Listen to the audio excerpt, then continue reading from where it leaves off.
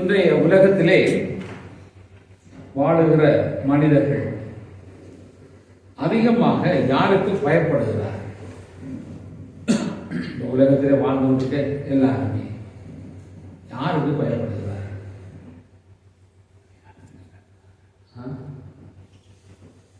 பயப்படுகிறார்களா பயப்படவில்லையா? பயம் இருக்கா? யாருக்கு பயப்படுகிறார்? சரி, தேவனுக்கு பயப்படுகிறார்களா? தேவனுடைய வசனத்துக்கும் சத்தியத்துக்கும் பயப்படுகிறவர்களா இருக்கிறார்களா? அல்லாவிட்டால் வேறு எதற்காவது பயப்படுகிறார்களா?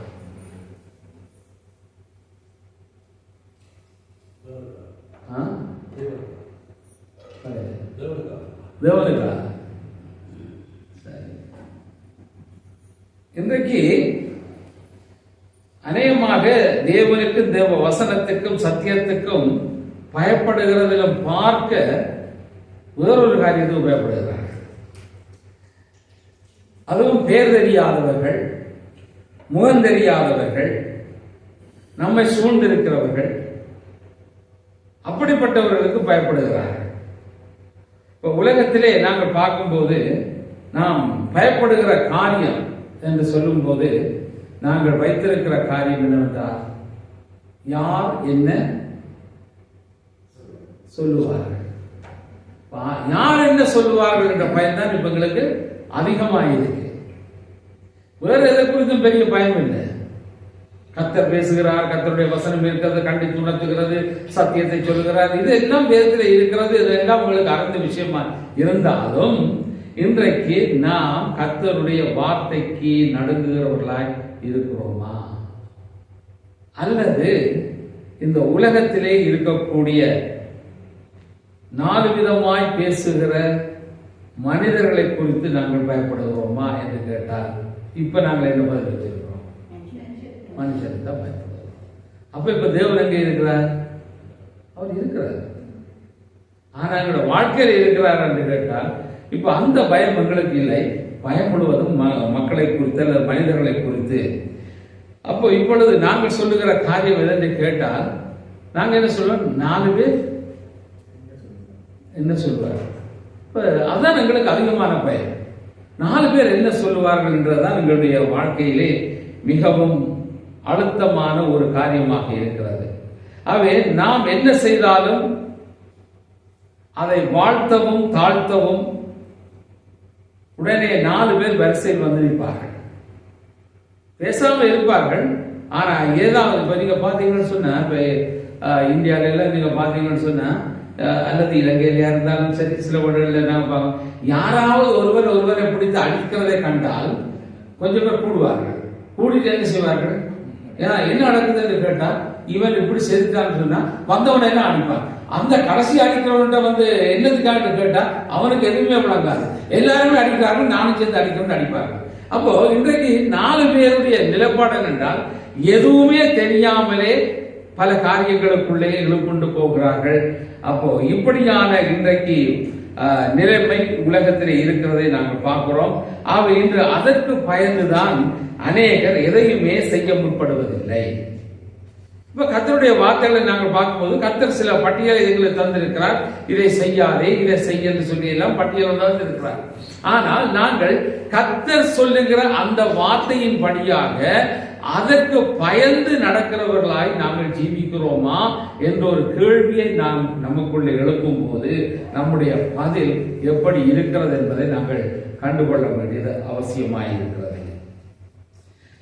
ஆகவே இன்றைக்கு நாம் பயப்படுகிற அந்த 4 பேர் யார், அவர்கள் எப்படிப்பட்டவர்கள் என்பதை நாங்கள் அறிந்திருக்க வேண்டியதும் அவசியமாயிருக்கிறது. ஆகவே நாங்கள் மனிதனுக்கா தேவனுக்கா பயப்பட வேண்டும் என்று வேதம் என்ன சொல்லுகிறது என்று சொல்லி நாங்கள் சில காரியங்களை நாங்கள் தியானிக்கலாம். சங்கீதம் 2:11 பார்க்கும்போது Psalm chapter 2 verse 11 அங்கே சொல்லுகிறது, பயத்துடனே கர்த்தரை சேவியுங்கள், நடுக்கத்துடனே களி கூறுங்கள் என்று எழுதப்பட்டிருக்கிறது. Psalm 19 verse 9 சங்கீதம் 19:9 கர்த்தருக்கு பயப்படுகிற பயம் சுத்தமும் என்றைக்கு நிலைத்திருக்கிறதுமாய் இருக்கிறது. Psalm 25 verse 12 சங்கீதம் 25:12 சொல்லுகிறது, கர்த்தருக்கு பயப்படுகிற மனுஷன் எவனோ அவனுக்கு தாம் தெரிந்து கொள்ளும் வழியை போதிப்பார் என்று எழுதப்பட்டிருக்கிறது. இப்படி ஏராளமான வசனங்கள் வேதத்திலே சொல்லப்பட்டிருக்கிறது. ஆகவே கர்த்தருக்கு பயப்படுகிற பயம் அது எங்களுக்கு மிகவும் அவசியமாய் இருக்கிறது. ஆகவே நம்முடைய வாழ்க்கையில் இருக்கின்ற அந்த 4 பேர் எப்படிப்பட்டவர்களாய் இருக்க வேண்டும் என்று சொன்னால், கர்த்தருக்கு பயப்படுகிறவர்களாய் இருக்கிறார்களா, அல்லது கர்த்தருக்கு பயப்படுகிறவர்கள் போல போர்வையில் மறைந்து கொண்டு வாழ்கிறவர்களாய் இருக்கிறார்களா என்பதை நாம் அறிந்து கொள்ள வேண்டும். அதாவது இந்த நம்மோடு இணைந்திருக்கக்கூடிய 4 பேர் அல்லது நாங்கள் பயப்படுகிற 4 பேர் என்ன நினைப்பார்கள் என்று சொல்லுகிற அவர்கள் எப்படிப்பட்டவர்களாய் இருக்க வேண்டும் என்பதை இருக்கிறார்கள் என்பதை முதலாவது நாங்கள் கண்டுபிடிக்க வேண்டும். அப்போ அந்த 4 பேர் எப்படிப்பட்டவர்கள்? அப்ப அவர்கள் கர்த்தருக்கு பயப்படுகிறவர்களும் கர்த்தர் மேல் விசுவாசம் உள்ளவர்களும் கர்த்தரை பற்றியே அவர்கள் சிந்தித்துக் கொண்டிருக்கிறவர்களும் கர்த்தரிலே ஆர்வம் உள்ளவர்களுமாய் இருக்கக்கூடியவர்களாய் இருக்கிறார்களா, அல்லது போலியான ஒரு வேஷத்தை போட்டுக்கொண்டு அங்கே கர்த்தரை சார்ந்திருக்கிறவர்கள் போல காண்பித்து தங்களுடைய வேலை வரும்போது எதிராக பேசுகிறவர்களும் அங்கே தேவனுக்கு, அதாவது எங்களுடைய வாழ்க்கையிலே நாங்கள் அழிந்து போகத்தக்கதாய் அல்லது எங்களுக்கு கெடுதல் உண்டாக்கத்தக்கதாய் பேசுகிறவர்களாய் இருக்கிறார்களா என்பதையும் நாங்கள் கண்டுபிடித்துக் கொள்ள வேண்டியது அவசியமாக இருக்கிறது. மார்க் 2:3 மார்க் சாப்டர் 2:3 இதை நாங்கள் கடந்த மாதத்திலே 26ஆம் தேதி நாங்கள் இந்த வசனத்தை நாங்கள் தியானித்தோம். அப்பொழுது 4 பேர் ஒரு திமிர்வாதக்காரனை சுமந்து கொண்டு அவரிடத்தில் வந்தார்கள். இப்ப என்ன செய்கிறார்கள்? இதில் 4 பேரை பார்க்கிறோம். இந்த 4 பேர் ஆறாம் அவர்கள் என்ன செய்தார்கள்? திமிர்வாதக்காரனை சுமந்து கொண்டு ஆண்டவராகிய இயேசு கிறிஸ்து அண்டையிலே வந்தார்கள் என்று பார்க்கிறோம். இந்த 4 பேரை நாங்கள் பார்க்கும்போது இவர்கள் தேவனிலே நம்பிக்கை வைத்து உண்மையாய் ஆத்தும பாரம் உள்ள மனிதர்களாக தேவனிலே விசுவாசம் உள்ளவர்களாய் காணப்பட்டார்கள். ஆகவே இந்த 4 பேர் கர்த்தரிலே நம்புகிற, கர்த்தரை நம்புகிற, கர்த்தரிடத்திலே போனால் இந்த மனிதன் குணமடைவான் என்று நம்புகிற, விசுவாசிக்கிற, அர்ப்பணிப்புள்ள அந்த ஒரு மனிதனுக்காக, அந்த மனிதனை காப்பாற்ற வேண்டும் என்பதற்காக தன்னுடைய ஜீவனையும் கொடுப்பதற்கு தயாராய் இருக்கிற 4 பேர். அப்படிப்பட்ட 4 பேர் தான் நம்முடைய வாழ்க்கையில தேவை. இன்றைக்கு நம்மோடு இருக்கிற அந்த 4 பேர் யார்? அதை சரியாக அடையாளம் கண்டுகொள்ள வேண்டும். ஒருவேளை அந்த 4 பேர் எங்களை கேட்டின் வழியிலே நடத்துகிறவர்களா இருப்பார்களா இருந்தால் அவைகளை நாங்கள் தவிர்த்து விட வேண்டியது அவசியம். ஏனென்றால் அது நம்முடைய வாழ்க்கைக்கு கேடு உள்ளதாக மாறும். சத்துருவான நிமிதமான ஒரு வலையை எங்கள் மத்தியிலே போட்டு தன்னுடைய சார்பிலே இழுத்து கொண்டு போகத்தக்கதான காரியங்களை அவன் செய்கிறவனாய் இருக்கிறபடியினால் நாம் எச்சரிக்கை உள்ளவர்களாக இருக்க வேண்டும். ஆகவே ஆண்டவராகிய இயேசு அண்டையிலே திமிர்வாதக்காரர் ஒருவரை சுமந்து கொண்டு வந்து அந்த வீட்டுக்குள்ளே போக முடியாத சமயத்திலே எப்படியாவது இந்த நபரை ஆண்டவரிடத்திலே கொண்டு போய் சேர்க்க வேண்டும் என்கின்ற அந்த மனதின் பாரமுள்ள 4 பேர், அதுதான் எங்களுக்கு தேவை. ஆண்டவர் அண்டையிலே கொண்டு வந்து சேர்க்கிற அந்த 4 பேர் தான் நம்முடைய வாழ்க்கையிலே எப்பொழுதுமே கூட இருக்க வேண்டியவர்கள். ஆகவே எங்களுக்கு எத்தனையோ 4 பேர் இருப்பார்கள். இங்க 4, அங்க 4, அப்படி 4, இப்படி 4 எல்லாம் இருக்கலாம். அந்த 4 நாளா இருக்கக்கூடியவர்களை எல்லாம் பரிசோதனை செய்து பார்க்க வேண்டும். அவர்கள் யார்? அப்போ என்னுடைய வாழ்வை கெடுக்கிறதற்கும் எனக்கு விமர்சனம் பண்ணுவதற்கும் என்னை ஏளனப்படுத்துவதற்கும் உரிய 4 பேரா, அல்லது நான் கர்த்தரை தொழுது கொள்வதற்கும் கர்த்தரிடையில சேர்வதற்கும் எனக்கு உற்சாகம் அளிக்கிற 4 பேரா என்பதை நாங்கள் அடையாளம் கண்டுகொள்ள வேண்டியதும் அவசியமாய் இருக்கிறது. ஆகவே இன்றைக்கு வேதத்தில் இன்னொரு காரியத்தை நாங்கள் பார்க்கலாம்.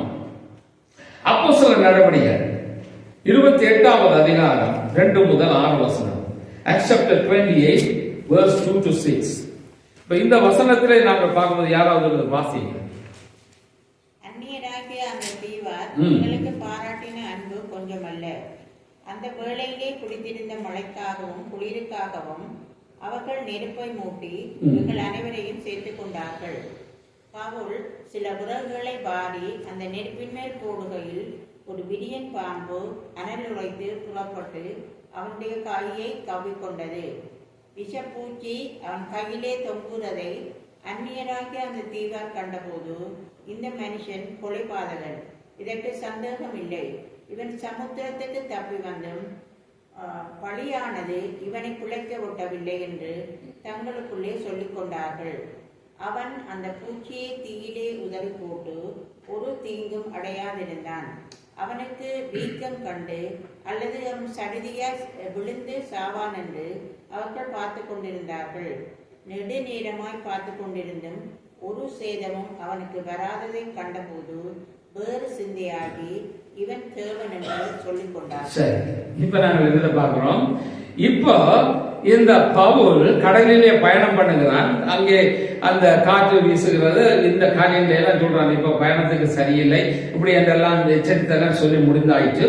இருந்தாலும் உயிர் சேதம் வராத என்ற செய்தியை எல்லாம் சொல்லி இப்ப படகு உடைந்து அந்த படகில இருந்து மக்கள் நீந்தி கரை சேர்க்கிற ஒரு நிலைமை வருகிறது. இப்பொழுது அவர்கள் நீந்தி கரை சேர்ந்த ஒரு இடத்தை பார்க்கும்போது மெலித்தா தீவிலே அவர்கள் போய் சேர்ந்திருக்கிறார்கள். அங்கே எல்லாரும் உடைந்த படகுகளை எல்லாம் பிடித்து எப்படியோ அதை தப்பி கரை சேர்க்கிறார்கள். அங்கே போன போது இப்ப குளிரிலே உரைத்து கொண்டிருக்கிறார்கள். தண்ணியிலே நனைந்து வந்ததினாலே அவர்கள் அந்த குளிர் உரைப்பினாலே இருந்த போது அந்த ஊர் மக்கள் என்ன செய்கிறார்கள், இவர்களை காப்பாற்றி அந்த இடத்திலே இவர்களுக்கு சூடுண்டாகும்படியாய் விறகுகளை போட்டு அந்த நெருப்பை மூட்டி அந்த நெருப்பிலே அனல் காய்ந்து கொண்டிருக்கிறார்கள். சூட்டிலே அவர்கள் குளிரை போக்கிக் கொண்டிருக்கிறார்கள். அப்பொழுது இந்த பவுல் என்ன செய்கிறார், அவரும் போய் விறகுகளை பொறுக்கி கொண்டு வந்து அந்த இடத்திலே அந்த நெருப்பிலே போடுகிறார். அப்போ இதை அவர் செய்து கொண்டிருந்த போது அவருடைய கையிலே ஒரு பாம்பு விஷப்பூச்சி, அங்கே விரியன் பாம்பு அவருடைய கையிலே கடித்து விட்டது. அங்கே பாம்பு தொங்கிக் கொண்டிருக்கிறது. இதை யார் பார்க்கிறார்கள்? அந்த பட்டணத்து மக்கள் பார்க்கிறார்கள். அதே நேரத்தில் குளிர் காய்ந்து கொண்டிருக்கிற இந்த மக்களும் பார்த்து கொண்டாங்க. இப்ப அங்கே ஒரு கூட்டம் பார்க்குது, இங்கே ஒரு கூட்டம் பார்க்குது. சரியா? இப்போ இதை பார்த்து கொண்டிருந்த அந்த தீவு மக்கள் என்ன சொல்லுகிறார்கள் என்றால், இந்த மனுஷன் சமுத்திரத்துக்கு தப்பிட்டான், வெள்ளத்தில் அடிபட்டு சாக வேண்டியவன், இப்ப தப்பி ஓடி வந்து இப்ப அடைக்கலம் புகுந்திருக்கிற அவரிடத்துல பாருங்க, அவன் எங்க போனாலும் அவனுக்கு சாவு நிச்சயம், எங்க போனாலும் தண்டனை நிச்சயம்.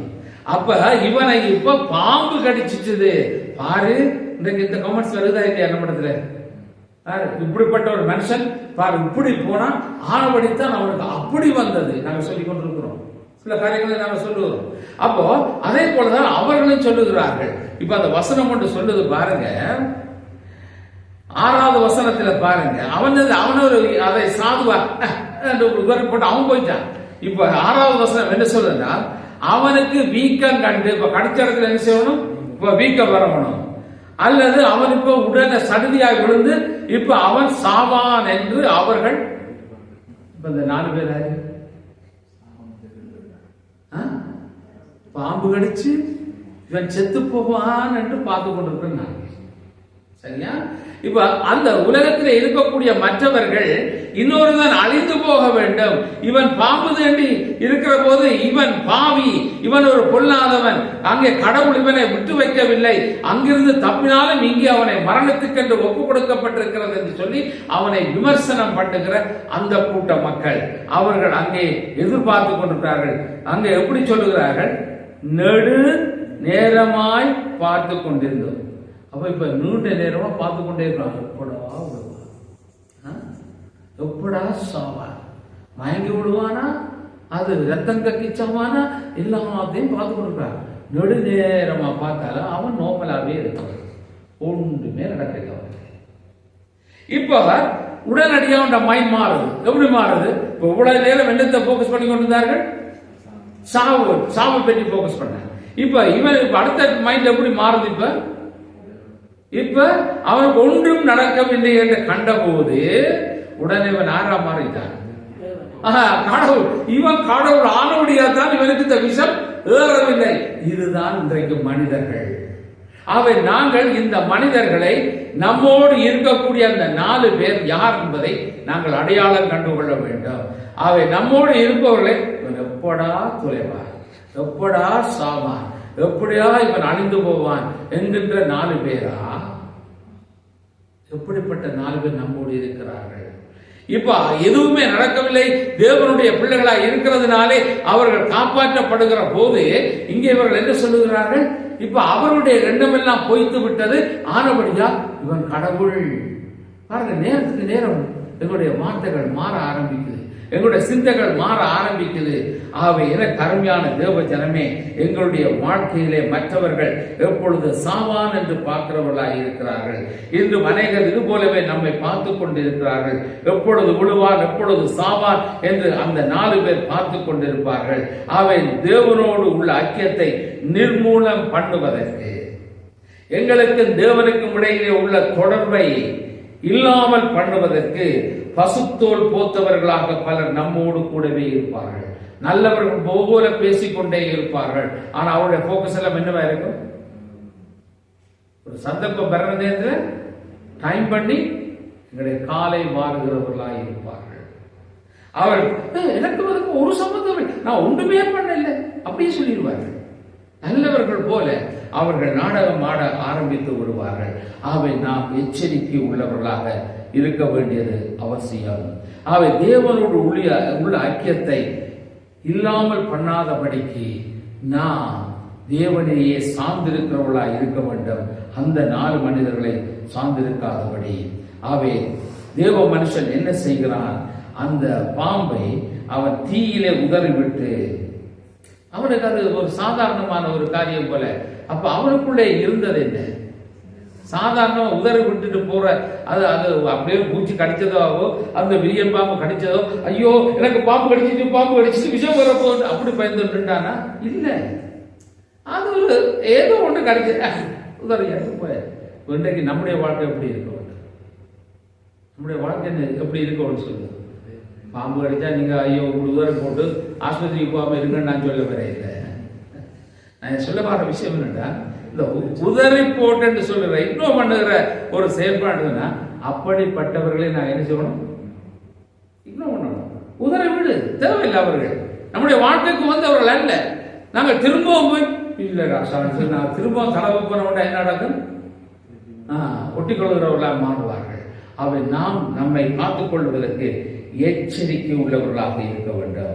அவை சேதம் வராத போது அவருடைய மைண்ட் செட் மாறுகிறது, வார்த்தைகள் மாறுகிறதை நாங்கள் பார்க்கிறோம். அவை இப்படி அடிக்கடி எங்களோட வார்த்தை பிரயோகங்களினாலே மக்களை கவர்ந்து கொள்ளுகிற இந்த கணேர் நல்லபடியா தேனொழுங்க பேசுவார்கள். அவங்க பேசுகிற போது எங்களோட மனசுல என்ன வருது? உடனே அருமையான சிஸ்டர், அப்பா அருமையான பிரதர், எனக்கு ஆலோசனை தருவதற்காகவே இவ்வளவு இனிமையா பேசுகிறார் பாருங்க. இந்த இனிமை என்னது? சுகர் கோட்டட்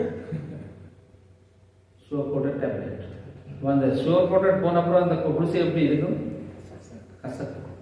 இன்றைக்கு வழியில சுகர் கோட்டட் பண்ண சில காரியங்கள்லாம் நம்முடைய வாழ்க்கையில கவர்ந்து கொண்டு இருக்கு. ஆவே நாம் எச்சரிக்கை உள்ளவர்களாக இருக்க வேண்டும். ஆவே கொஞ்ச நேரத்துக்குள்ளே அவனை கொலைபாதகன் என்று சொன்னார்கள். கொல்லாதவன் இவன் பெரிய ஒரு பாவத்தை செய்து அவன் தப்பி வந்திருக்கிறான் என்று சொன்னவர்கள் இப்ப சொல்லுகிறார்கள் அவர் தேவன் என்று சொல்லுகிறார். இப்படித்தான் இன்றைக்கு மனிதர்கள் மாறுபவர்களாக இருக்கிறார்கள். ஆகவே இதுதான் இந்த மக்களாகிய 4 பேருடைய மனப்பான்மையாக இருக்கிறது. எந்த மனிதனையும் உடனே நியாயம் தீர்த்து பெயர் சூட்டி அடையாளப்படுத்தி விடுகிறவர்களாக இருக்கிறார்கள். அவர்கள் யார், அவர்கள் சூழ்நிலை என்ன, எதையுமே ஆராயாமல் பார்த்து ஒரு காரியத்தை வைத்து கொலைபாதகன் என்று முத்திரை குத்தி விடுகிறவர்களாக இருக்கிறார்கள். நம்மோடு கூடவே இருப்பார்கள், நம்மோடு கூடவே இருப்பார்கள். அவை நாம் எச்சரிக்கையுடையவர்களாக இருக்க வேண்டும். ஆகவே எங்களுடைய வாழ்க்கையிலே நாங்கள் யாரை நம்மோடு வைத்திருக்கிறோம், யாரோடு நாங்கள் பழகுகிறோம், பழகுகிறவர்கள் எப்படி என்பதை நாங்கள் அவர்களோடு பழகுகிற கொஞ்ச நாட்களுக்குள்ளேயே நாங்கள் புரிந்து விடலாம். ஆனால் பசுத்தோல் போர்த்தவர்களாய் இருந்தால் மிகவும் நாங்கள் என்ன செய்ய வேண்டும்? இன்னும் கொஞ்சம் பொறுமையாக டீப்பாக நாங்கள் கண்டுபிடிக்க வேண்டியது அவசியமாக இருக்கிறது. ஆகவே இதிலிருந்து நாங்கள் 2 காரியங்களை கற்றுக்கொள்ள வேண்டும். ஒன்று, நாம் யாரையும் பற்றி பேசுவதற்கு முன் 1000 தடவையாவது யோசித்து அவர்கள் பின்புலத்தை நன்கு ஆராய வேண்டும். அவர்கள் எப்படிப்பட்டவர்கள் என்பதை நன்றாக கவனமாய் ஆராய்ந்து பார்க்க வேண்டும். அவசரப்பட்டு எவரையும் நல்லவர் அல்லது கெட்டவர் என்று நாங்கள் வார்த்தையினாலே முத்திரை குத்திவிடக் கூடாது. சமீப காலங்களிலே நீங்கள் பார்த்திருப்பீர்கள், இந்த வாட்ஸ்அப் குரூப்ல, அதாவது இன்றைக்கு வாட்ஸ்அப் குரூப்ல இருந்தாலும் சரி, இந்த யூடியூப்ல எல்லாம் ஒரு கிறிஸ்தவ சகோதரனை குறித்த செய்தி வந்தது.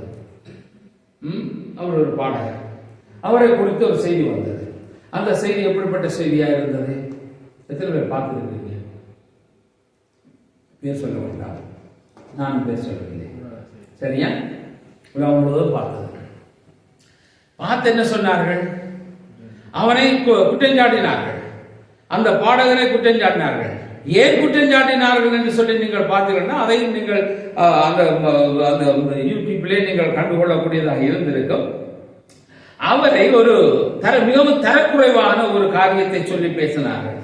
ஒரு பெண்ணை பலவந்தம் செய்ததாக சொல்லி பேசினார்கள்.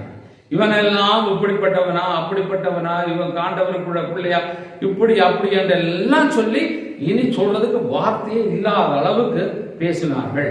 யார் பேசினதெல்லாம்? பேசினவர்கள் எல்லாரும் இம்பார்ட்டன்ட் பீப்புள், பாப்புலரான பீப்புள். அவர்களும் இந்த யூடியூப்ல சேனல் வச்சிருக்கிற மக்கள் தான் பேசினார்கள். அவர்கள் எல்லாம் கிறிஸ்தவர்கள், தேவனை ஆராதிக்கிறவர்கள், கர்த்தருடைய வார்த்தையை சொல்லுகிறவர்கள், அவர்கள் தான் அங்கே சொன்னார்கள். அது மட்டுமல்ல, ஊழியத்தோடு சம்பந்தப்பட்டு இருக்கக்கூடிய அடுத்த செகண்ட் கிரேட்ல இருக்கிறவர்கள், அதே நேரத்திலே சபைகளிலே தேவனை ஆராதித்துக் கொண்டிருக்க அடுத்த கிரேட்ல இருக்கிறவர்கள், இவர்கள் எல்லாரும் ஒட்டுமொத்தமா சேர்ந்து அவரை இனி இல்லை என்ற அளவுக்கு, உண்டு இல்லை என்று பண்ணுகிற அளவுக்கு அவரை குறித்து பலவிதமான காரியங்களை இழிவாக பேசினார்கள். இவன் எல்லாம் மனிதனா, இவனுக்கு என்ன தகுதி இருக்கு என்று சொல்லி தரக்குறைவாக பேசியவர்கள் இவர்கள் எல்லாம் ஊழியத்திலே இருக்கிறவர்களும் ஊழியத்திலே பங்கெடுக்கிறவர்களுமா இருந்தார்கள். கடைசியாக அவர் கைது செய்யப்பட்டு சிறையிலே அடைக்கப்பட்டார். சிறையிலே அடைக்கப்பட்ட பின்பு அங்கே நீதி விசாரணைக்காக கொண்டு வரப்பட்ட போது அந்த நீதி விசாரணைகளை நடத்திய நீதிபதி எல்லாவற்றையும் கேட்டு ஆராய்ந்து பார்த்து அவர் நிரபராதி என்று சொல்லி அவரை விடுதலை செய்தார். அவரை விடுதலை செய்த போது இப்போ இந்த விதமான வசைபாடினவர்கள் அவர்களுடைய நிலை என்னவாக இருக்கிறது என்று பார்க்கும்போது அந்த அவைகள் எல்லாம் இந்த கிறிஸ்தவ விரோதிகளாலே, அவருடைய வளர்ச்சி பிடிக்காததினாலே அவர்களால் கொண்டு வரப்பட்ட குற்றச்சாட்டு. அப்படிப்பட்ட குற்றச்சாட்டுகளின் நிமித்தமாக அவரை இலியிலி என்ற மோசமான வகையிலே பேசி குற்றஞ்சாட்டி சிறைக்குள்ளே தள்ளி அவனை ஒரு ஒரு வெளியிலே மற்றவர்களுடைய பார்வையிலே தலை காட்ட முடியாதபடி செய்யப்பட்ட செயல். அப்ப இப்படிப்பட்டவர்கள் இந்த 4 பேர் யாரு? இந்த 4 பேர் யாரு? ஊழியக்காரர்கள், சரியா? ஊழியத்திலே பங்கெடுக்கிறவர்கள், விசுவாசிகள். அப்போ எவ்வளவு எச்சரிக்கையா இருக்க வேண்டும் பாருங்க. ஆகவே இன்றைக்கு நமக்கு சில காரியங்கள் பிடிக்கவில்லை என்றால் நாங்கள் எந்த ஒரு வார்த்தையை சொல்லிவிட்டு போக முடியாது. ஏனென்றால் இந்த வார்த்தைகள் ஒவ்வொன்றுக்கும் என்ன சொல்லப்படுகிறது? கணக்கு ஒப்புவிக்க வேண்டும். அவை இவர்கள் தேவனுடைய சமூகத்துக்கு போனால் தேவன் ஒரு கேள்வியை கேட்பார்கள். இவர் அவர்களுக்கு என்ன பதிலை ஆண்டவருக்கு சொல்ல போகிறார்கள் என்பது ஒரு பெரிய கேள்வி. இதுதான் எங்கள் மத்தியிலும் வைக்கப்படுகிற ஒரு கேள்வி. இன்றைக்கு நாம் ஆண்டவருடைய சமூகத்திலே போய் நிற்கும் போது ஆண்டவர் ஏதாவது ஒரு விஷயத்தை குறித்து எங்களுக்கு அந்த கேள்வியை கேட்பாராக இருந்தால் நாங்கள் என்ன பதிலை அவருக்கு சொல்ல போகிறோம்? ஏன் நீ இன்னொருவரை இப்படி செய்தாய் என்று கேட்கும் போது நாங்கள் என்ன பதிலை வைத்திருக்கிறோம்?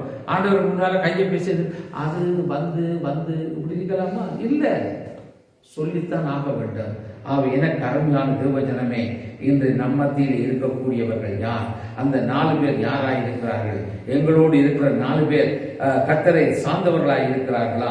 அந்த 4 பேர் அந்த ஒரு திமிர்வாதக்காரனை கொண்டு வந்து ஆண்டவரிடத்தில் விட்டு சுகப்படுத்த வேண்டும், இவனும் எங்களுக்குள்ளே வளர வேண்டியவன் என்று சொல்லுகிற அந்த ஆர்வத்தோடு செயல்படுகிறவர்கள் போன்ற ஒரு 4 பேரோடு நாங்களுடைய தொடர்பு இருக்கிறதா என்பதை சிந்தித்து பார்க்க வேண்டும். ஆகவே அநேக பசுத்தோல் பூத்தியவர்கள் தங்களை பரிசுத்தம் போல காண்பிக்கிறவர்களாய் இருக்கிறார்கள். அப்படியே வேத வசனம் எல்லாம் அப்படியே பாயிண்ட் அவுட் பண்ணி சொல்வார்கள். வேதம் இப்படி சொல்லுது, அப்படி சொல்லுது, எல்லாத்தையும் சொல்லிட்டு கடைசியா பின்னால ஒரு பெரிய ஆண் வந்து ஒதுக்கிட்டு போவார்கள். கவனிப்பாரு, இவர் சொல்லுகிறது இவர்கள் செய்கிறது சரியா தவறா? இந்த எங்களுடைய சிந்தனைகளை மாற்றி விடுவார்கள், எங்களுடைய எண்ணங்களை மாற்றி விடுவார்கள். நாங்கள் என்ன செய்வோம்? அந்த ஷுவர்கோட்ட பேச்செல்லாம் கேட்டுட்டு, ஓ அது உண்மையாத்தான் இருக்கும், இந்தியா வந்து நமக்கு தெரியுமே, இப்படித்தான் அப்ப சொல்லிட்டு போ. இப்ப இங்க இருக்கிறவர் என்ன செய்வார்? இப்ப சொன்னதாரு, இந்த கேட்டு சொன்னதாரு, அதுவும் ஒரு கிறிஸ்தவத்துக்குள்ள இருக்கக்கூடிய நல்ல ஒரு சகோதரி, நல்ல ஒரு சகோதரர். அவர் சொன்னா உண்மையாத்தான் இருக்கு. இப்ப நான் வந்து நான் ஊழியஞ்சரும் போதை நீங்கள் கேட்டுக்கொண்டிருக்கிறீர்கள். இப்ப நான் வந்து இந்த சகோதரத்தை போயிட்டு, உங்களுக்கு தெரியுமா அவர் அந்த இவர்கிட்ட சொல்லிட்டு போனா, இப்ப இவர் என்ன நினைப்பாரு? சொன்னதாரு அப்போது சொன்னாது உண்மையா தானே. அப்ப இவர் என்ன செய்வார்? இவர் திருப்பி சிந்திச்சு பார்க்க மாட்டார். இவர் என்ன செய்வார்? இவர் இன்னொரு ஆள்கிட்ட போய் சொல்லுவார், நான் சொன்னு சொல்லிக்கூடாது, நான் சொன்னு சொல்லிக்கூடாது, இவர் இப்படியா? இது அப்ப அவர் கேட்பார், இது உண்மையோ? இது நம்ப தந்தோம், அது நம்ம சொன்னதே அப்படி நம்பக்கூடிய ஒரு வட்டாரத்திலே தான் வந்தது. இப்படி சொல்லிவிட்டோம், என்ன நடக்கும்? இப்ப குழம்ப ஆரம்பிக்கிறார்கள். இதுதான் இன்றைய உலகமாய் இருக்கிறதுனாலே நாம் விழிப்புள்ளவர்களாக இருக்க வேண்டும். ஆகவே பசுத்தோல் போர்த்தி தங்களை பரிசுத்தம் என்று காண்பிக்கிறவர் மத்தியிலே நாம் எச்சரிக்கையாக இருக்க வேண்டும். ஒரு நாள் அவர்கள் எதுவும் தெரியாதவர்கள் போல் அவர்கள் என்ன செய்வார்கள்? நான் அப்படியே சொன்னேன், பிள்ளையா விளங்கி கை வைத்துவாங்க. இப்ப அவர்கள் என்ன சொல்றாங்க? இப்ப எப்படி அவனை கொலைபாதகன் அப்படின்னு சொல்லிட்டு கொஞ்ச நேரத்துக்குள்ள அவன் தேவன் என்று மாத்தினது போல இந்த சொன்னவர் என்ன செய்வார்? அந்த அப்படி ஒன்று சொல்லி இல்லையா மனுஷனா, நான் அப்படியா சொல்றேன், பிள்ளையா விளங்கி போனேன், உங்க பிள்ளையா கேட்டுட்டது.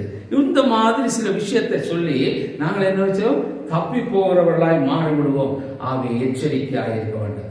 2வது, மற்றவர்கள் நம்மை பற்றி என்ன பேசுகிறார்கள் என்பதை கவனித்துக் கொண்டிருக்க கூடாது. இன்னைக்கு சில விஷயம், என்ன பற்றி ஏதாவது பேசுறாங்களா, என்ன பேசுறாங்க, இது சிலருக்கு மைண்ட்ல இருக்கு. என்ன பற்றி என்ன சொல்றாங்க, என்ன பற்றி என்ன சொல்றாங்கன்ற கேள்வி மனதில் இருக்குன்னு சொன்னா, இப்ப அதை பற்றி எங்களுக்கு அதிக அட்ராக்ஷன் இருக்கும். கேட்க பண்ணுவேன், ஏதாவது சொன்னாங்களான்னு. அப்போ நம்மை பற்றி 4 பேர் 4 விதமா எப்பொழுதும் பேசிக்கொண்டான் இருப்பார்கள். நீங்க நினைக்கிறீங்களா என்ன பற்றி பேசாம இருக்கிறான்னு? தாராளமா பேசுகிறார்கள். ஆனா நான் அதை பொருட்படுத்துறேன். கணக்கு பேசி இருக்கிறார்கள், எத்தனையோ காரியங்கள் செய்திருக்கிறார். என்ன வேரோடு அறக்க வேண்டும் என்று எத்தனையோ காரியத்தை செய்திருக்கிறார்கள். அறுத்துத்தான் பார்த்தார்கள், ஆனால் கர்த்தர் அறக்க முடியல, ஆண்டவர் கொண்டு வந்து நிப்பாட்டிட்டார். சரியா? இதனுடைய வாழ்க்கையின் அனுபவம் ஆனபடினால இந்த மற்றவர்கள் பேசுகிறதை குறித்து நாம் ஒரே பண்ணக்கூடாது. இப்ப ஊர்வாயை அடைக்க முடியுமா? தமிழ்ல ஒரு பழமொழி இருக்கு, உலவாயை அடைத்தாலும் ஊர்வாயை அடைக்கிறார்.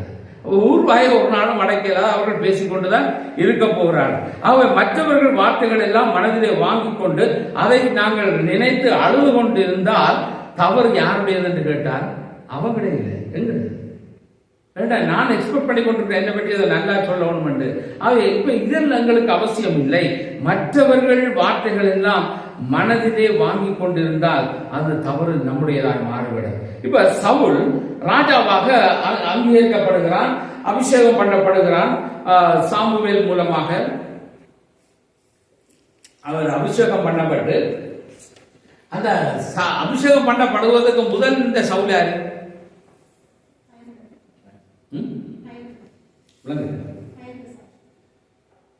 பயந்த மனிதன். சரி, அது இருக்கட்டும். அவன் யாராக இருந்தான்? என்னத்துக்கு போனான்? அவன் பர்பஸ் என்ன? கழுதையை கண்டுபிடிக்க போனான். அப்பாட கழுதையை கண்டுபிடிக்க போனவன், அவ்வளவுதான். அவனை பற்றி பெரிய ஹிஸ்டரி ஒன்றும் இருக்க இல்லை. ஒரு சாதாரண மனுஷன் வீட்டில் குடும்பத்தோட அப்பா அம்மாவோட வாழுகிற ஒரு மனுஷன், கொஞ்சம் செல்வ சிறப்பு சீமானா இருந்திருக்கிறார்ன்றது மட்டும் தெரியுது. ஏனென்றால் வேலைக்காரர் இருந்திருக்கிறார்கள், கொஞ்சம் வசதி படைத்தவர்களாக இருந்திருக்கார்கள். இவன் கழுதையை தேட போயிருக்க அவனோட சேர்ந்து போறதுக்கு கொஞ்சம் மக்கள் இருந்திருக்கிறார்கள். இப்படி அவனுக்கு சேவகம் பண்ணக்கூடியவர்கள் எல்லாம் இருந்திருக்கிறார்கள். அவை இப்ப இந்த அப்பாவோட கழுதையை காணலன்னு கழுதையை கண்டுபிடிக்க போறவன் தான் இந்த சவுல். இப்போ அவன் கழுதையை தேடி போய் கழுதையை தேடி தேடி தேடி தேடி தூரத்துக்கு போயிட்டான். போனா கழுதையை கண்டுபிடிக்க முடியல. இப்ப அவர் ஃபெடப்பான ஒரு நிலைமைக்கு வந்தாச்சு. இப்ப நாங்கள் மிகவும் தூரத்துக்கு வந்துட்டோம். இப்ப நாட்கள் பல ஆயிடுச்சு. இப்ப அப்பா வீட்டை தேட போறார் என்ற ஒரு நிலை வந்த உடனே இப்ப மைண்ட் இவருக்கு மாறுது. யாருக்கு? சவுலுக்கு மாறுது. இப்ப சவுல் உடனே ஒரு யோசிச்சு பார்க்கிறார். இங்க வந்து இங்க ஞான திருஷ்டியிலே சொல்லக்கூடிய ஒரு மனுஷன் இருக்கிறான், அவனை கண்டுபிடிச்சு கேட்டால் அவர் எங்களுக்கு ஒரு வேளை பதில் சொல்லுவார் என்று சொல்லி மக்களை விசாரித்து அவங்க டைரக்ட் பண்றார்கள். யார்கிட்ட வீட்டுக்கு? சாமுவேல் வீட்டுக்கு. இவர் சாமுவேல் வீட்டுக்கு போறதுக்கு மேல் ஆண்டவர் போய் சாமுவேலுக்கு சொல்லுகிறார், ஒருதன் வர போறான். அவனை குறித்த ஒரு காரியத்தை தேவன் வச்சிருக்கிறார். அவருடைய பிளான்ல இவர் கழுதை தேடி போகணும். இந்த கழுதை தேடி போய் தேடி வர வேண்டிய இடம் வந்து சாமுவேல். இந்த சாமுவேலுக்கு மூலமாய் ஆண்டவர் அவனிலே ஒரு திட்டத்தை வைத்து ஆண்டவர் சொல்லுகிறார், வருகிறவனை நீ இஸ்ரவேலுக்கு ராஜாவாக நீ அபிஷேகம் பண்ணு. அப்போ ஆண்டவருடைய சித்தமும் திட்டமும் அதுவா இருக்கிறது.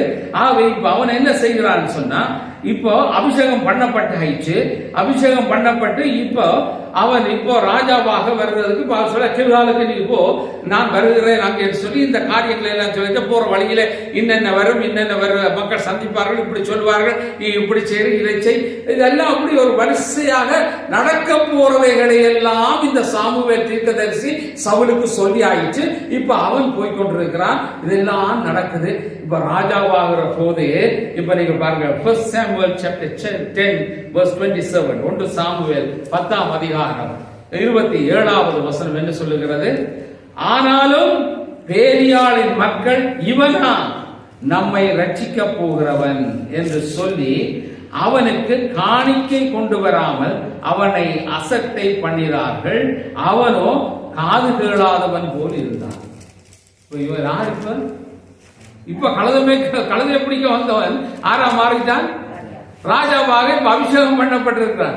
இப்ப ராஜாவை அபிஷேகம் பண்ற இடத்துல அந்த வருகிற மக்கள் எப்படி அதை செயல்படுத்தப்பட வேண்டும் என்று ஒரு நியதி இருக்கிறான்னு சொன்னால், இப்ப நீங்க வந்து ஒருவர் வந்து ஏதோ ஒரு எக்ஸாம்ல பாஸ் பண்ணிட்டார், அல்லது ஒரு டிப்ளமா எடுத்துட்டார், அல்லது ஏதோ ஒரு காரியத்தை பெற்று விட்டார் என்று சொன்னா நாங்க என்ன பண்ணுகிறோம்? அவர்களுக்கு ஒரு கிஃப்ட கொடுக்கிறோமா இல்லையா?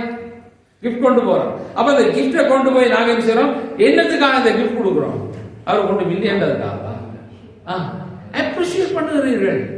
நீ ஒரு பெரிய ஒரு காரியத்தை செய்து முடித்திருக்கிறாய், சாதித்துக் கொண்டு இருக்கிறாய் என்று சொல்லுகிறதுக்கு அடையாளமாய் கொடுக்கப்படுகிறது. இவர் ராஜாவாக வந்தவுடனே அந்த ஒரு காரியம் இருக்கிறது. அவர்களுடைய அந்த நாளை வழக்கத்தின்படி காணிக்கை கொண்டு போய் கொடுப்பது அவரை ரெஸ்பெக்ட் பண்ணுகிறதுக்கு ஒரு சமனாய் இருக்கிறது. இப்போ யார் இதை சொல்லுகிறது? பேலியாளின் மக்கள் என்று சொல்லப்படுது. அதாவது இவர்கள் தேவனுக்குள்ளே இல்லாதவர்கள், அப்படிப்பட்ட ஒரு கெடுதலான காரியங்களை செய்யக்கூடியவர்கள், கடவுள் பயம் இல்லாதவர்கள், அப்படிப்பட்டவர்களை தான் இந்த பேலியாளின் மக்கள் என்று சொல்லப்படுகிறது. அவர்கள் என்ன சொல்லுகிறார்? இவனா இஸ்ரவேல் ஜனங்களை ரட்சிக்க போகிறான், இவனா இந்த ராஜாவா வர போறான், இவன்கிட்ட என்ன இருக்கு? ஒன்றுமே இல்லை. இப்ப இவனை வைத்துத்தான் என்று சொல்லப்படுகிற முறையிலே அங்கே கேள்வி எழுப்பப்படுகிறது. ஆகவே அங்கே நாங்கள் பார்க்கிற போது அங்கே காணிக்கை கொண்டு வராமல் அவனை அசட்டை பண்ணினார்கள். யார? சவுலை. சவுல் என்ன செய்யறான்? இந்த காதல அந்த காதல விட்டார். நம்முடைய வாழ்க்கையில் சில விஷயங்கள் மற்றவர்கள் சொல்லுகிற பொழுது ஒரு காதால கேட்டு மற்ற காதால விட்டுட்டு பேசாமல் அலுவலை பார்த்துட்டு போனா நாம் பிழைத்து போடுவோம்.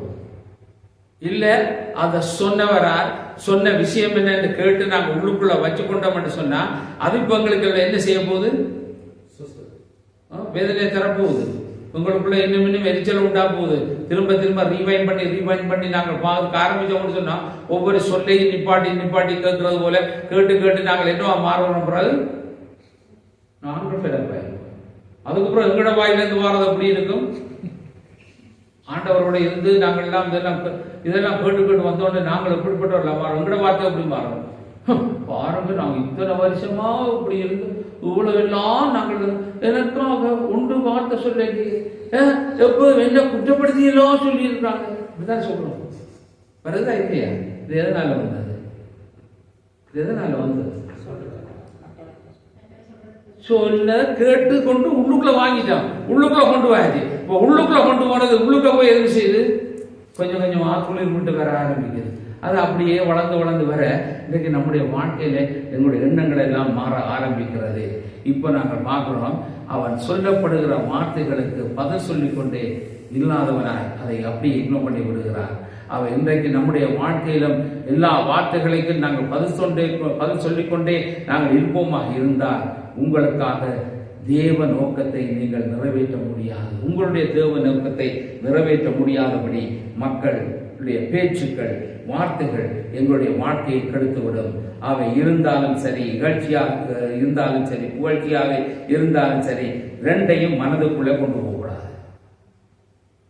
புகழ்ச்சியா சொன்னாலும் இப்ப நாங்கள் ஒரு ஆளுங்களை உங்களை போல ஒரு நல்ல ஒரு வீரனை நான் காண இல்லை, நீங்கள் வெளியே ஒரு திரகாத்திரமான ஒரு ஆள், நீங்கள் சும்மா சொன்னபடி அப்படியே அவருடைய கம்பு போல நின்று நீங்கள் தாங்குறீங்கன்னு சொன்னா இப்ப என்ன செய்யணும்? அதே காதால கேட்டாச்சு. கேட்ட உடனே நாங்கள் இப்ப என்ன செய்யறோம்? அதை உள்ளுக்குள்ள அப்படி வண்டி குளிர் காஞ்சி பின்னாலே என்ன செய்ய போறார்கள்? இந்த வளர்ந்து வரைக நல்ல ஓங்கி ஒரு பெரிய பட்டு கீழே இருக்குது என்று அர்த்தம் கொண்டு அதை என்ன செய்யணும்? உள்ளுக்குள்ள கொண்டு போகக்கூடாது. கொண்டு போகாமல் glory to God ன்னு சொல்லிட்டு நீங்க பேசாம போகணும். அதை உள்ளுக்குள்ள கொண்டு வைக்கக்கூடாது. அதே போல சில விஷயங்களை எங்களுக்கு சொல்லுவார்கள், எங்களோட மனம் பாதிக்கப்படத்தக்கதாக சொல்லுவார்கள், அதையும் நீங்க கேட்டு உள்ளுக்கு கொண்டு போகக்கூடாது. இதனால கட்டுப்படியை விட்டுட்டு போனால் நாம் பிழைத்துக் கொள்வோம். ஆகவேதான் நாங்கள் எதை செய்தாலும் ரெண்டையும் மனதுக்குள்ளே கொண்டு போகக்கூடாது. கர்த்தர் உங்களோடு என்ன பேசுகிறார் என்பதை நாங்கள் உற்று கவனிக்க வேண்டும். இப்ப நீங்க பாருங்க, Acts chapter 5 15-16 வசனங்கள். அப்போஸ்தலர் நடவடிக்கைகள் 5ஆம் அதிகாரம் 15-16 வசனங்கள். பிணியாளிகளை படுக்கைகளின் மேலும் கட்டில்களின் மேலும் கிடத்தி பேதுரு நடந்து போகையில் அவனுடைய நிழலாகிலும் அவர்களில் சிலர் மேல் படும்படிக்கு அவர்களை வெளியே வீதிகளில் கொண்டு வந்து வைத்தார்கள். சரியா? இப்ப என்ன நடக்குதுல? இதெல்லாம் யார் செய்தது? புனியாளிகள் செய்தாங்களா? இல்ல, பப்ளிக், அடுத்தவர்கள், வேறு மக்கள். இப்ப அவர்களுடைய மனம் என்ன இருக்குது? எப்படி இருக்குது? இவங்கள் எல்லாம் சுகப்படணும். அப்ப வியாதியாய் மக்கள் இருக்கக்கூடாது, சுகம் உண்டாக வேண்டும் என்று விரும்புகிற 4 பேர். சரியா? அப்படிப்பட்ட இருதயம் உள்ளவர்கள் அவர்கள் என்ன செய்கிறார்கள்னா, இப்ப இயேசு கிறிஸ்துவுக்கு பிறகு இந்த சீசர்கள் வல்லமை உள்ளவர்களாக அங்கே வெளிப்படுகிற போது, வல்லமைகள், அடையாளங்கள், அற்புதங்கள் நடைபெறுகிறதை அங்கே பார்க்கிற போது, தேவாலய வாசலிலே இருந்த சப்பானி சுகமடைந்ததை பார்க்கிற போது, இப்பொழுது தேவனுடைய வல்லமை இவர்களிலே காணப்படுகிறது என்பதை இந்த மற்ற ஜனங்கள், ஊர் மக்களும் பார்க்கிறார்கள், எல்லா மக்களும் பார்க்கிறார்கள். அப்ப அவர்கள் என்ன நினைக்கிறார்கள் என்றால், ஊனமுற்றவர்கள், பிணியாடிகள், நோயுற்றவர்கள் எல்லாரும் சுகமடைய வேண்டும் என்று விரும்புகிற அந்த 4 பேர் அவர்கள் என்ன செய்கிறார்கள்? இந்த மக்களை, இந்த வியாதிப்பட்டவர்களை கட்டிலே வைத்து, படுக்கையின் மேலே வைத்து அவர்களை சுமந்து கொண்டு அவர்கள் பேதுரு நடந்து போற பாதையிலே கொண்டே வைக்கிறார்கள். இப்ப பாதையில எப்படி வைத்திருப்பார்கள் நீங்கள் நினைக்கிறீங்க? அதுல ஒரு வசனம் இருக்கு, நீங்க சரியா படிச்சீங்கன்னா பிடித்து கொள்வீங்க. நிழல். அப்படின்னா எந்த பக்கம் பிள்ளை அந்த புனியாலைய படுத்திருக்கோம்? எந்த பக்கம் வெயில்? அப்ப இவர் போற பாதை இவற்ற நிழல் அதுல படணும், அந்த நோயாளியில படணும்.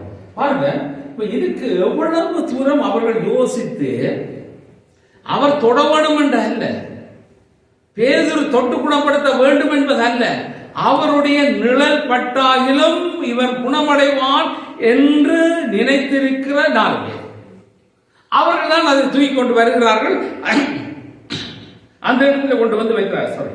அப்ப சுற்று பட்டணங்களிலும் 16வது வசனம், சுற்று பட்டணங்களிலும் இருந்து திரளான ஜனங்கள் பிணியாளிகளையும் அசுத்த ஆவிகளால் பாதிக்கப்பட்டவர்களையும் எருசலேமுக்கு கொண்டு வந்தார்கள். அவர்கள் எல்லாரும் குணமாக்கப்பட்டார்கள். பாருங்க, இவரோட மோட்டிவேஷன் என்ன இருக்கு? இவரோட மோட்டிவ் எப்படி இருக்கு? எல்லா மக்களும் குணமடைய வேண்டும், எல்லா மக்களும் நோய் நீங்கி வாழ வேண்டும், எல்லா மக்களும் ரட்சிக்கப்பட வேண்டும். இதுதான் போக்கஸ். இப்படிப்பட்ட 4 பேர் தான் நம்முடைய வாழ்க்கையில தேவையே தவிர இந்த பசப்பு வார்த்தைகளை பேசி எங்களை உசுப்பேத்தி விடுகிறவர்களுடைய அந்த 4 பேர் எங்களுக்கு தேவையே இல்லை. ஏனென்றால் அது நம்முடைய வாழ்க்கையை கெடுத்து விடுகிறதா இருக்கிறது. அவை இப்படிப்பட்ட செயல்கள் தான் அந்த 4 பேருடைய செயலாய் இருக்க வேண்டும். இன்றைய உலகம் கிறிஸ்தவர்கள் என்ற பெயரிலே என்ன செய்கிறது என்பதை நாங்கள் பார்க்கும்போது சீர்கேடான பேச்சுக்களிலே நாட்டம் கொண்டவர்களாக 4 பேரோடு 4 விதமாய் பேசி தங்களை கெடுத்துக் கொள்ளுகிற ஒரு கூட்டமாய் இன்றைக்கு உலகம் இருக்கிறது. அவை நாம் அதில் எச்சரிக்கை உள்ளவர்களாக இருக்க வேண்டும். 1 Timothy chapter 4 verse 7, 1 தீமோத்தேயு 4வது அதிகாரம் 7வது வசனம் சொல்லுகிறது, சீர்கேடும் கிளவிகள் பேச்சுமாயிருக்கிற கட்டுக்கதைகளுக்கு விலகி தேவ பக்திக்கு ஏதுவாக முயற்சி பண்ணு. என்ன சொல்லுது வேதம்? கிளவிகள் பேச்சு எப்படி இருக்கு? இந்த ஊர்ல சில வயசு நாங்கள் பார்த்துருப்பீங்க, அப்படி வெஜ்ரேயம் போட்டுட்டு அடே உள்ள நல்ல விதமாக பேசி நீ என்ன பண்ற அப்ப இப்படி எல்லாம் இருந்துச்சு. உனக்கு தெரியுமோ அந்த இன்ன அது இப்படியாமே ஊர்கிழமைகள் பேச ஆரம்பிக்கும். இப்ப இது எங்க இருக்கு? ஏதாவது வருமா? அதுல சீர்கேடு தான் வருது. அப்ப சீர்கேடு கிளவிகள் பேச்சுமாக இருக்கிற கட்டுக்கதைகளுக்கு விலகி இப்ப தேவ பக்திக்கு ஏதுவாக முயற்சி கொள்ளணும். இப்ப இப்படிப்பட்ட கதைகளை பேசிக்கொண்டு இன்றைக்கு உலகம் இப்படிதான் பேசிக்கொண்டிருக்கு. இன்றைக்கு கொசிப் பண்ணிக்கொண்டே இருக்குது. இன்றைக்கு கொசிப்பு கூடிட்டு. இப்ப நான் தான் அன்றைக்கு ஒரு நான் சொன்னேன் கனடாவில் இந்த போனுக்கு காசு வரும். என்னது காசு? நிமிஷத்துக்கு காசு கொடுக்கணும். ஒவ்வொரு கோளுக்கும் நிமிஷத்துக்கு $1 சார்ஜ் பண்ணா பல குடும்பங்கள் நல்லா இருக்கும். இந்த ஃப்ரீ போனால தான் பெரிய பிரச்சனை. ஒரு பில் தான் பே பண்றோம். ஒரு போன் எடுத்துட்டோம்னு சொன்னா அது மாதாந்தம் ஒரு பில் இருக்கு. அது $20 இருக்கா, $40 இருக்கா, $50 இருக்கா ஒரு மாசத்துக்கு. மிச்சம் எல்லாமே நடக்குது. இப்போ ஒரு மணித்தியாலத்துக்கு அல்ல ஒரு நிமிஷத்துக்கு ஒரு காசு போட்டாலும் எப்படி இருக்கும்? நான் உண்மையில நீங்க இப்போ புதுசா வந்திருக்காப்புல இப்ப நாங்க வந்த நேரத்துல எல்லாம் இலங்கைக்கு கோல் எடுக்கிறோம்னு சொன்னோம், பெரிய கஷ்டம். இந்த மாதிரி வாட்ஸ்அப் எல்லாம் அந்த நாள்ல கிடைக்காது. அப்ப நான் என்ன செய்யறது தெரியுமா? வைஃபோட பேசணும்னு சொன்னா கடிதம் எழுதி அனுப்பி 15 நாளைக்கு கூட சொல்லுவேன். இத்தனை நாள் அப்ப தெரியும் 15 நாளைக்கு கூட தான் போய் கிடைக்கும். நீ கடிதம் கிடைச்சி அப்புறம் அவங்க திருக்கோயில இருந்து இங்க வரணும். அப்புறம் அவங்க அங்கிருந்து மட்டக்களப்புல நின்றா தான் போன் பேசலாம். ஏன்னா எல்லா வீட்லயும் போன் இல்லை. அப்ப அந்த போன் இருக்கிறத சொல்லி இப்படியெல்லாம் அந்த போன்ல பேசுறதா இருந்தால் ஒரு நிமிஷத்துக்கு நிறைய காசு.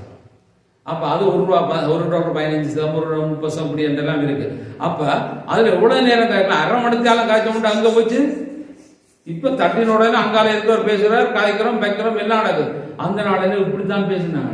அதே மாதிரி இன்றைக்கு ஒவ்வொரு நிமிஷத்துக்கும் $1 காசு இந்த அரசாங்கம் சார்ஜ் பண்ணுமா இருந்தால் கனவுடன் சந்தோஷமா அதான் எனக்கு அபிப்பிராயம். இன்றைக்கு நான் சொன்ன காலத்துக்கு எல்லாரும் எதிர்ப்பு தெரிவிப்பீங்க, இப்படி கூட்டது நீங்களே ஐடியாவில் காணிக்கு கொடுத்துருவீங்க போல இருக்குன்னு சொல்ற மாதிரி. ஆகவே ஏன் சொல்லுகிறேன்னு சொன்னால் இன்றைக்கு சீர்கேடு கிளவிகள் பேச்சுமாய் மாறிவிட்டது. ஊர்வம் வளர்ந்து கொண்டிருக்கிறோம். எங்களுடைய நேரத்தை வீணாக செலவழித்துக் கொண்டிருக்கிறோம். இன்றைக்கு மற்றவர்கள் ஷோ போட்ட டாக்கிங், இன்றைக்கு நல்ல இனிப்பான வார்த்தைகளை பேசி எங்களை கவுத்து போடுகிறவர்களான பல காரியங்கள் இருக்கிறதுனாலே நாம் எச்சரிக்கை உள்ளவர்களாக இருக்க வேண்டும் என்று வேதம் சொல்லுகிறது. சீக்கிரமாக ஒரு சில வசனத்தை வாசித்து முடித்து விடலாம். Roman chapter 2 verse 1 to 3. அங்கே ரோமர்கள் நிருபம் 2ஆம் அதிகாரம் 1 முதல் 3 வசனம் சொல்லுகிறது, ஆகையால் மற்றவர்களை குற்றவாளியாக தீர்க்கிறவனே நீ யாரானாலும் சரி போக்கு சொல்ல உனக்கு இடமில்லை. நீ குற்றமாக தீர்க்கிறவைகள் எவைகளோ அவைகளை நீயே செய்கிறபடியால் நீ மற்றவர்களை குறித்து சொல்லுகிற தீர்ப்பினாலே உன்னைத்தானே குற்றவாளியாக தீர்க்கிறாய். இப்படிப்பட்டவைகளை செய்கிறவர்களுக்கு தேவனுடைய நியாய தீர்ப்பு சத்தியத்தின்படியே இருக்கிறது என்று அறிந்திருக்கிறோம்.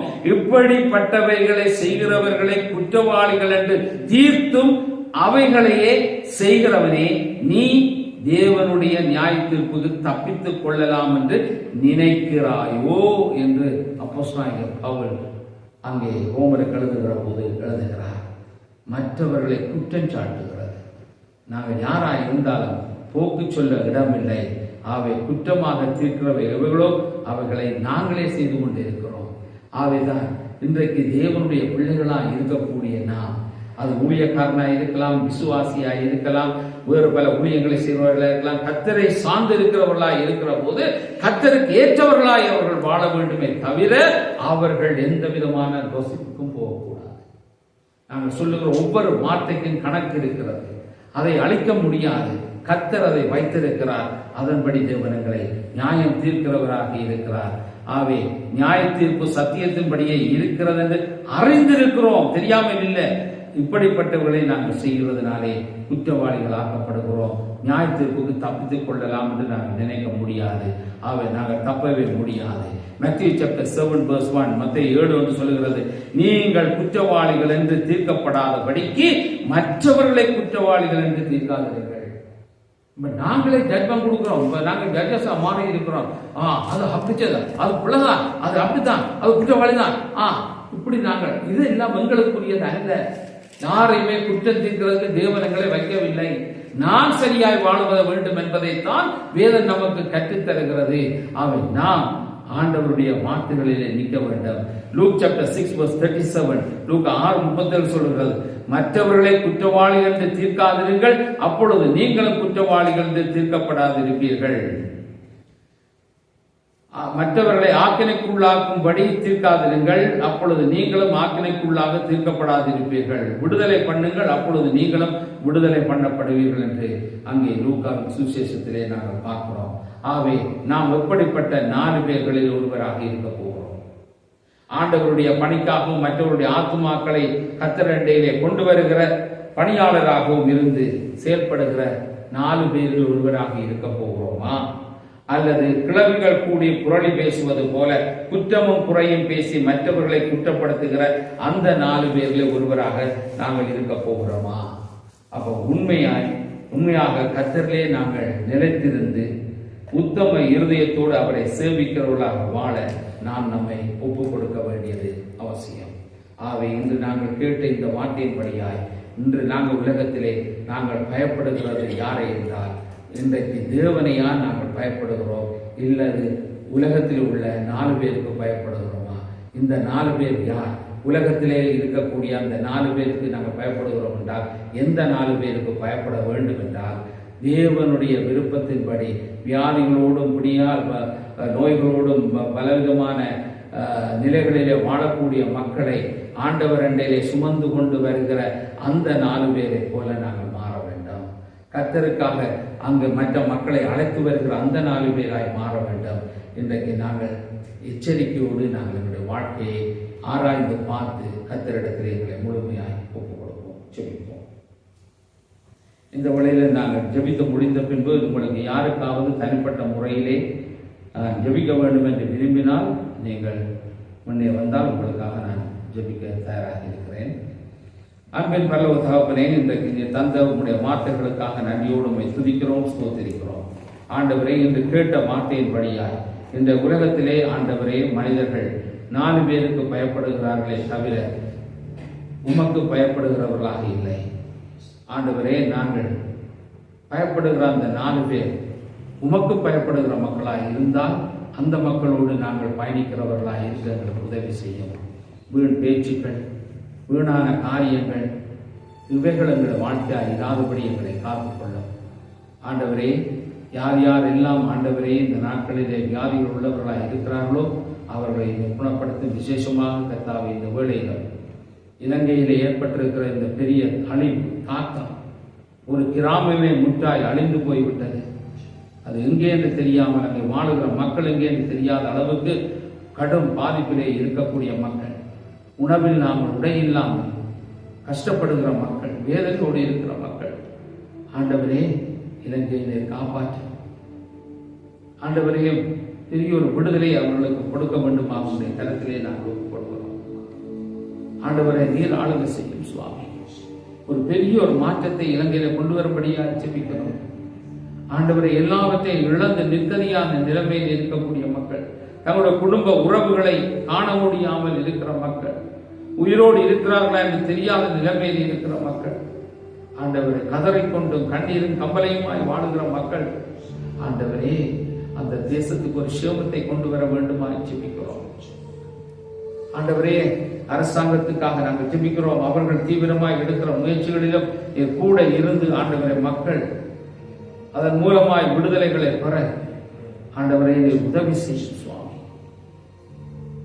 இதில் ஈடுபடுகிற இந்த துயரங்களிலே பங்கெடுத்து துயர் துடைக்க பாடுபடுகிற அரசாங்கத்தில் உள்ளவர்கள் மற்றும் பொது ஸ்தாபனங்கள், அவைகளிலே ஆர்வம் உள்ளவர்களாய் செயல்படுகிற அனைத்து மக்களோடு நீ கூட இருந்து ஆண்டவரே மக்களுக்கான சேவைகள் சென்றடைய நீ உதவி செய்ய வேண்டுமாய் நாங்கள் ஜெபிக்கிறோம். கர்த்தாவே ஒவ்வொருத்தரோடும் கூட இரும் வழி நடத்தும் சுவாமி. அற்புதமாய் ஆச்சரியமாய் நீர் இலங்கையை மீட்டெடுக்க போகிற தயவுக்காய் ஸ்தோத்திரம். மக்களை காக்க போகிற தயவுக்காய் ஸ்தோத்திரம்.